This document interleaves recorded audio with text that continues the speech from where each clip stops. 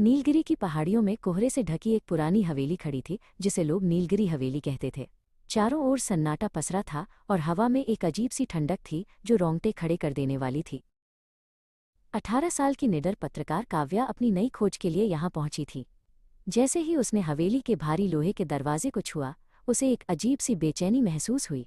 ऐसा लग रहा था जैसे कोई अदृश्य शक्ति उसे अंदर बुला रही हो। उसे लगा जैसे ये हवेली सालों से उसी का इंतजार कर रही थी।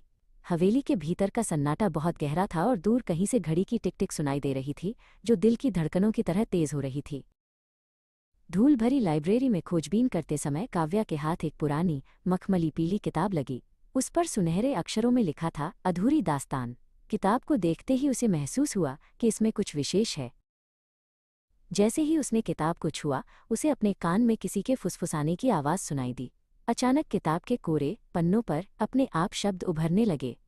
स्याही पन्नों पर ऐसे फैल रही थी जैसे कोई अदृश्य लेखक उसे लिख रहा हो। काव्या ने देखा कि दीवारों पर लगे पुराने पूर्वजों के चित्रों की आंखें हिल रही थीं। वे उसे गौर से देख रहे थे, जैसे कुछ कहना चाहते हों या उसे किसी आने वाले खतरे से सावधान कर रहे हों। अचानक पुस्तकालय का एक गुप्त दरवाज़ा चरमराहट के साथ खुला।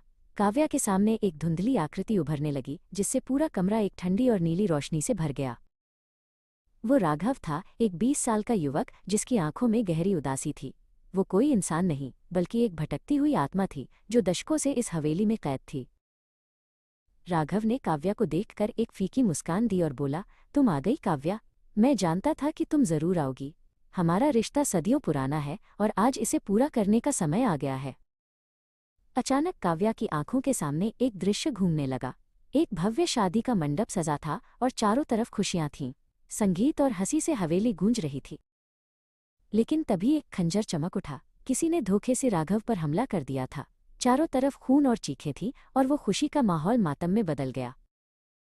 उस दृश्य के अंत में एक विशाल और भयानक काले साये ने जन्म लिया, जिसकी आंखें लाल अंगारे जैसी दहक रही थीं। वह साया नफरत और प्रतिशोध का प्रतीक था।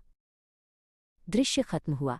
राघव ने कहा, हमारी दास्तान को पूरा करने के लिए तुम्हें उस रहस्यमयी संदूक को खोजना होगा जिसे एक प्राचीन श्राप ने कैद कर रखा है। उसने नीचे जाने वाले रास्ते की ओर इशारा किया।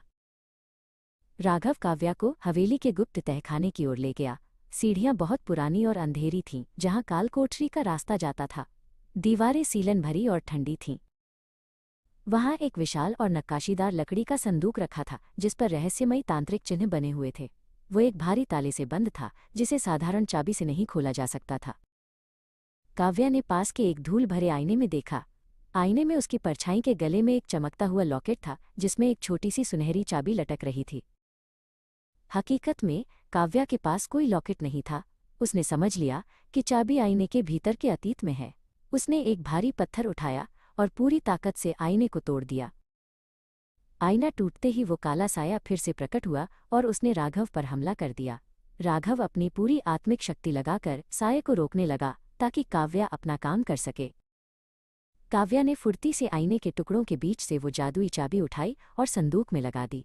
जैसे ही संदूक खुला, उसके भीतर से एक दिव्य और अत्यंत तीव्र रोशनी फूटी। उस रोशनी ने साये को भस्म कर दिया। राघव ने मुस्कुराते हुए कहा, धन्यवाद काव्या, अब मैं आज़ाद हूँ। वो हवा में विलीन हो गया।